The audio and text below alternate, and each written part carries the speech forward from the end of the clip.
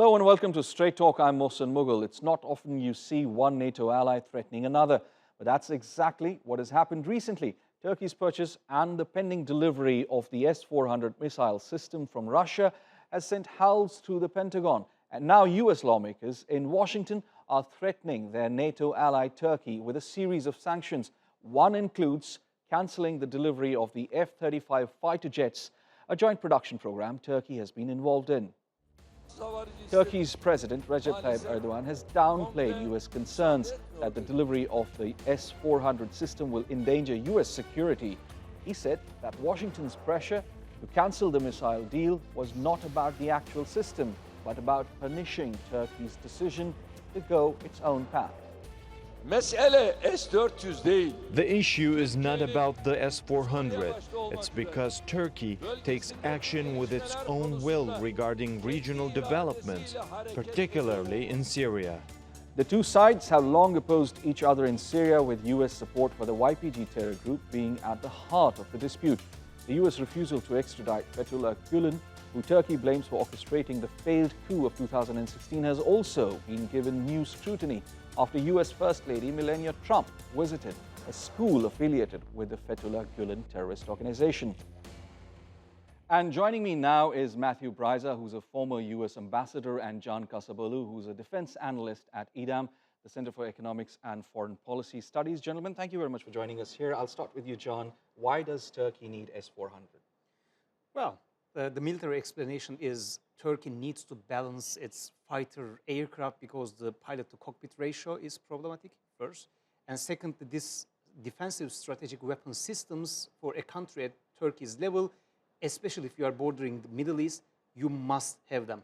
And not talking particularly about S-400, but talking about a long-range, high-altitude air and missile defense system for a country like Turkey, who is facing a huge ballistic missile threat at its doorstep. It is also a must-have one.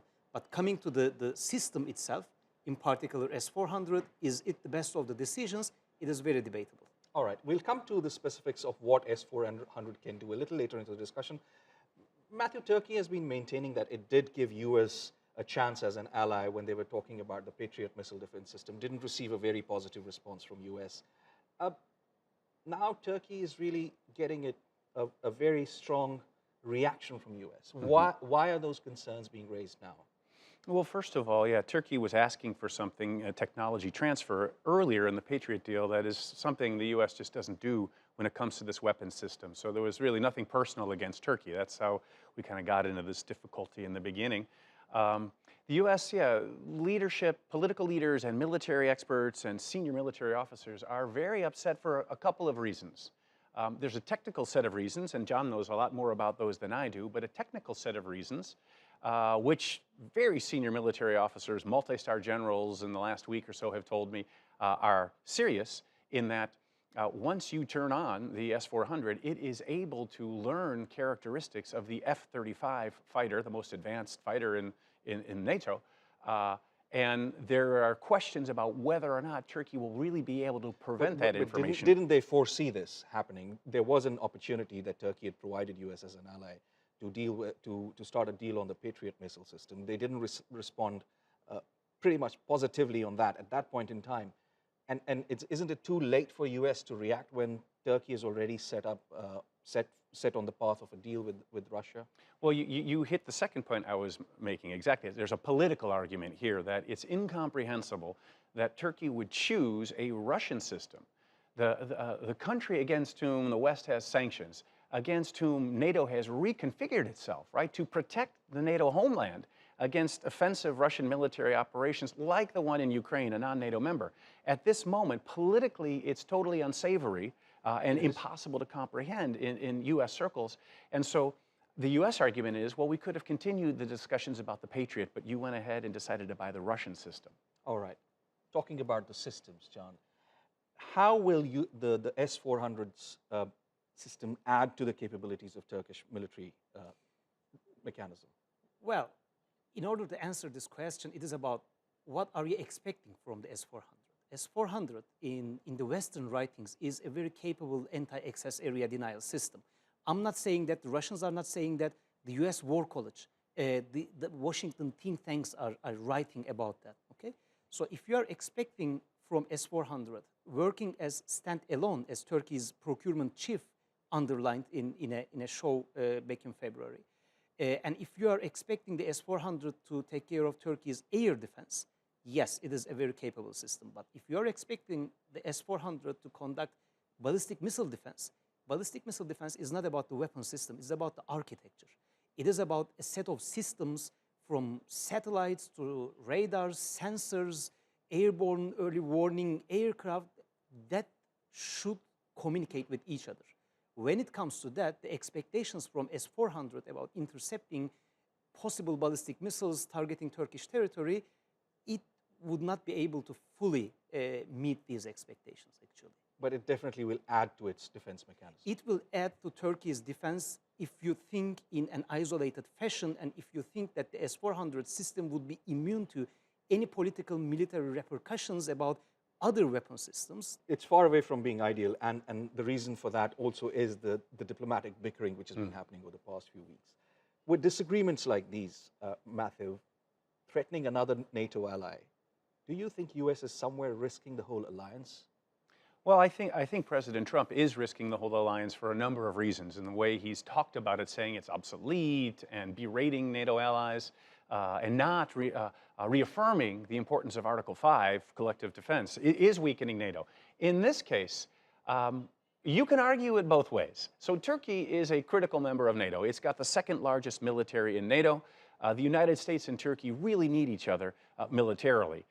That said, based on my contacts in Washington and at NATO headquarters, these US and European allies feel that the purchase of the S-400s and its deployment actually does weaken NATO's own defense capabilities. So there's a dialogue that needs to continue here. I frankly am always against imposing sanctions on any NATO ally. I think that is the wrong path to go down. It was wrong last August, and it's wrong now. Important part is the dialogue and the way forward. We'll talk about that, but let's very quickly have a look at some of the points to put the whole S-400 deal into context.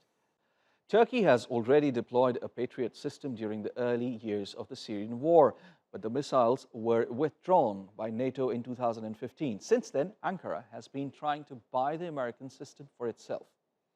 But a deal was never reached. Instead, in September 2017, Turkey made a deal with Russia for its S-400 system. But so far, Turkey has refused to cancel its deal with Russia. It's expected to start taking delivery this year. But the US claims that the S-400 poses a direct threat to the very aircraft that Turkey is supposed to receive, whose delivery remains uncertain. America's top general in Europe was pretty stern on the punishment he thought Turkey should receive if it went through with the deal. Let's have a listen. My best military advice would be that we don't then follow through with the F-35, flying it, or working with an ally that's working with Russian systems, particularly air defense systems, with one of our, what I would say is probably one of our most advanced technological capabilities. Certainly expression of concerns there, John. What are the assurances Turkey has given or been providing to assuage US concerns? Well, first of all, at the geopolitical level, Turkey made it very clear that it is not an axis shift. Turkey is not moving away from NATO. Turkey is a very critical key member of the NATO alliance. But obviously, I think Turkey's Track 1.5 and Track 2 diplomatic channels with its traditional transatlantic allies are not perfectly working, because Turkey's diplomatic rhetoric is not resonating with its allies as Ankara wants. There is definitely a problem here, and it is not only the Turkish Foreign Office that should talk. It is about the Turkish think tank community. It is about the Turkish wider strategic community to promote that it is not a geopolitical axis shift. And secondly, Turkey is giving the assurance that it will be, the S-400 system will be operated as a standalone strategic SAM system. Well, to some extent, this is a credible assurance. But we have a big problem here, which is the level of Turkish involvement in the S-400 during its operations in Turkey, because the Russians made it very clear also that they will not hand over their source codes, any kind of algorithms, as well as the primary maintenance to the Turkish military. So while the transatlantic allies should be also, as the nature of an alliance, should be very trustful to Turkey, nobody could expect such a trust to the Russian Federation. Talking about the diplomatic resonance or lack of it on both sides, there are several other issues. For example, the Fethullah Gülen terrorist organization, the YPG terror group, which have actually harmed the bilateral relations, and now the issue of S-400. What is the way forward diplomatically? Well, what has to happen, though I don't know how you get there, is that a basic strategic realignment has to occur, which means both Ankara and Washington need to see these problems you talked about in the same way. Right now, that's not happening. As obvious as it is here in Turkey that the Gülen organization organized the coup attempt in 2016, and that it's outrageous that the leader of the organization has permanent residency status in the States, or that the United States worked with the YPG, Washington has a much different understanding. Washington still generally wonders whether or not Gülen's organization really is behind the coup. Some people even question whether it was a real coup, which I think is insane. And then there are many in Washington, both in the US military and broader think tank community, who believe the US had no opportunity to defeat ISIS on the ground in Raqqa Without without the YPG, without Turkey's support. But then they believe they asked for support, didn't get what they needed, so they turned to the YPG. Whereas Turkey says, we were willing to offer you, but you didn't take our support as we offered it. Definitely not the way, but there's a lot to talk about. Can Kasabolu, Matthew Breiser, thank you so much for being on Straight Talk. Turkey's push for energy independence is expected to get a major boost later this year as it starts drilling in the eastern Mediterranean. But there's one problem: competing claims from Cyprus and the overlapping boundaries the island has earmarked for itself. It's still unclear how the political lines will be sorted out, but one thing is certain: the Turkish drilling ship Fatih is ready to search for oil and gas. TRT World's diplomatic correspondent Andrew Hopkins went aboard the ship to see its operation firsthand in this special report. Not far off Turkey's coast, there's a race going on, the search for oil and gas on a ship that barely moves for weeks on end.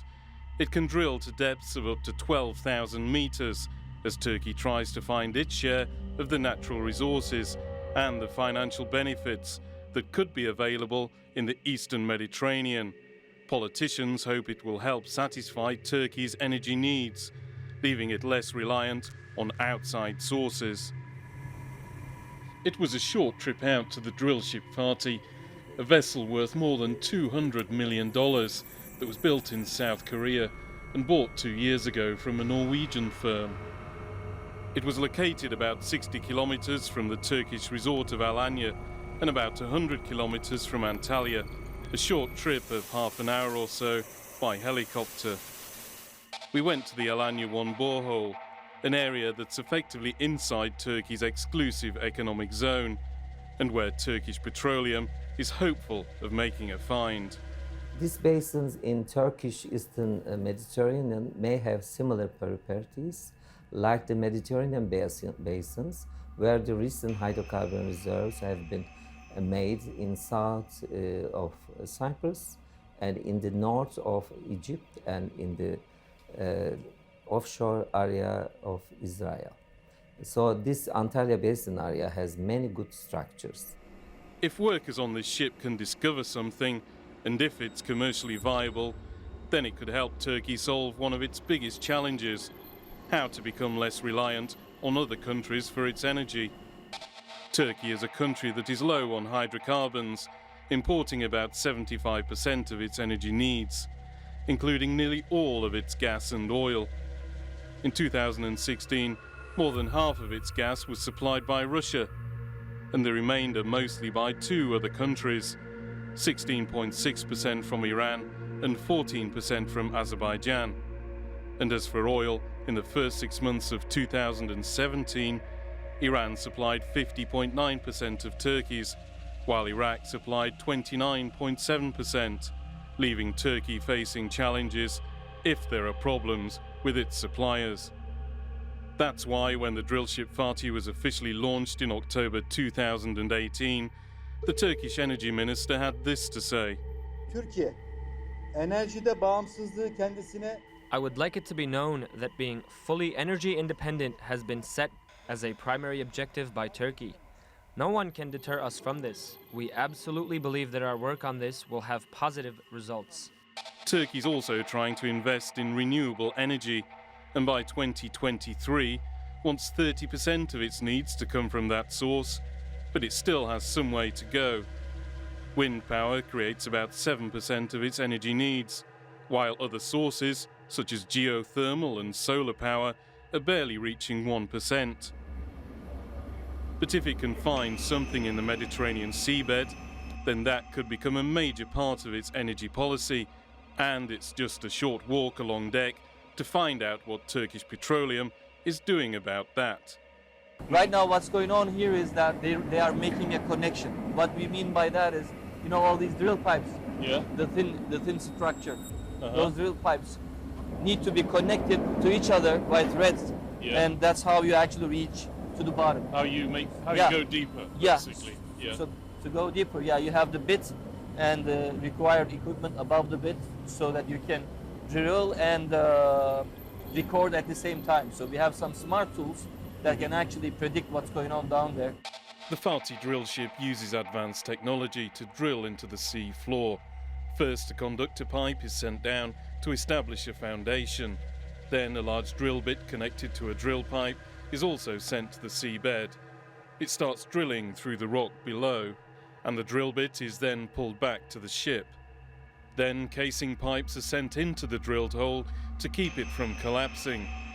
Cement is pumped to the seabed to fill the space left between the hole and casing pipes to make it more secure. Once that's finished, the drill pipe is released and pulled back into the vessel. Fatih is equipped with a riser system to drill even deeper and allow the transfer of material from the seabed. The riser pipes are connected and sent down one after another. A blowout preventer is then connected to a wellhead located on top of a casing pipe to stop the uncontrolled release of gas or oil. Operations continue with a smaller drill bit. And how do they know they've hit something? They analyze the debris that comes up from the drill. There are some indirect indications, but also some direct indications that you have hit something. But until the cuttings are at the surface, you don't know what it is. It might be water, gas, oil, you know, you name it. And when we say gas, not just hydrocarbon, it might be H2S, which is why we have these. This is dangerous. So basically that's what it is. And it's just a short distance downstairs to a room below deck to have a look at these cuttings. The waste pulled up from the seabed is normally treated before being sent to be used as landfill, but it may also one day convince scientists and engineers here that there are more resources to be found in the Mediterranean seabed. The drillship Fatih is near one of the most competitive parts of the Mediterranean, where a large number of countries are competing to try to find gas and oil. But it's right next to the ship where the biggest danger lies. And it's another short walk to find out more about that. This is what's known as the doghouse, a small hut that's effectively the main control centre for the drilling operation, something that has to keep operating even if there's an evacuation after the discovery of dangerous gases such as hydrogen sulfide. So the people in here should be able to work while the non-essential people, as our OIM said, are being evacuated during a... So in order for them to be safe in here, we have to make sure that nothing goes in here. If there's hazardous gas outside, because this intake for this house is somewhere not close, so that what it does is it sucks the air and pumps it in here. So and make sure that the pressure is higher inside. So when if you ever need to open the door, that the gas outside does not go in. Underneath the deck, an optical illusion is created, a drilling apparatus that looks like it's moving, but it isn't. It's actually the ship that is moving up and down. Waves can reach 6 meters before the drill has to stop work. It's fixed to the spot where it's trying to find hydrocarbons, at a depth of up to 5.5 kilometers. But its progress can be slow, as little as a meter an hour if the rock is hard. The drilling penetration rate is changed by rock stability. Some rock is so hard and the drill rate is going to be low. If it's rock is so soft, then it's going to be really fast drilling. Fatih's location off Turkey isn't controversial, but other possible activities in the Mediterranean might not be viewed with such indifference. Here off the coast of Cyprus, the search for oil and gas is much more complicated. The issue has become tied up with the search for a political solution between the Turkish and Greek Cypriots, and that dispute also involves Turkey. It's not just the coastline that's been taking a battering recently. Politicians are finding these hydrocarbons are making it more difficult to reunify the island. It's been divided since 1974, when Turkish troops arrived to protect Turkish Cypriots threatened by a coup carried out by Greek Cypriots, who were trying to unify the island with mainland Greece. And in the absence of an agreement, politicians are saying things like this to protect their interests and those of their allies. Doğu Akdeniz'deki doğal kaynakların ülkemiz ve Kuzey Kıbrıs Türk Cumhuriyeti dışlanarak adeta gasp edilmesine yönelik girişimleri kesinlikle kabul etmeyeceğiz. The area that Fatih has been in isn't controversial. It's widely regarded as part of Turkey's exclusive economic zone. There's also one around the island of Cyprus, but that's made more complicated by the Turkish Republic of Northern Cyprus, a state only recognized by Turkey. It claims part of the same zone around Cyprus. And on top of that, there's also a dispute between Turkey and the Greek Cypriots over part of the same area. The Turkish Cypriots have proposed working with the Greek Cypriots over these resources, but the Greek Cypriots say they will put aside proceeds to be shared later, which has provoked this response. What we say is that if you are not going to accept our proposal, we as the Turkish Cypriots, we are not going to try to prevent you what you are doing now in those undisputed areas, mainly in the southern part of the island of Cyprus. In those undisputed areas, undisputed between Turkey and the island of Cyprus, and it is undisputed in the sense that it belongs to both communities. In those areas, we will do the same. Just like you issued license to the companies, we issued license to a company. This is what he's talking about. All these numbered areas from 1 to 13 represent parts of the Mediterranean, where the Greek Cypriots are already looking, or plan to look, for hydrocarbons. They've already awarded some tenders for exploration. But some of these overlap with the Turkish Cypriot areas, marked by the letters A to G. Authorities there are already working with Turkish petroleum. Meanwhile, Greek Cyprus is working with Greece and Israel on a pipeline to bring gas to Europe from the Eastern Mediterranean. And at the start of this year, the Eastern Mediterranean Gas Forum was set up. It excludes Turkey and the Turkish Republic of Northern Cyprus, but includes 7 other countries from the region. But many experts believe the natural resources can best be exploited only if these states put their differences behind them. The only way that the natural resources in Eastern Mediterranean could be in the future commercially viable, it requires all the actors in the region to cooperate, to pool their resources together and try to commercialize those together. That's the only viable way. But for that, there are some preconditions. Precondition number 1 is solving the Cyprus problem, getting rid of this problem first. And the second one is, of course, the countries in the region should normalize their relations. For example, Turkey normalizing its relations with Israel and Egypt, Israel normalizing its relations with, for example, Jordan and Lebanon. I know that this is a tall order, but if that could be done, then all the resources together in the East Med can be an alternative source of energy for Turkey. But in the meantime, as diplomacy struggles to make an impact, Turkey is trying to find resources for itself and fuel what is one of the top 20 economies in the world.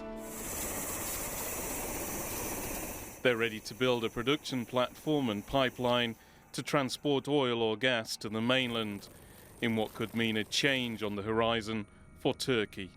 Andrew Hopkins for Straight Talk. That's all we have for this edition of Straight Talk with me, Mohsen Mughal. If you've got any comments, do share them with us on Twitter with hashtag Straight Talk.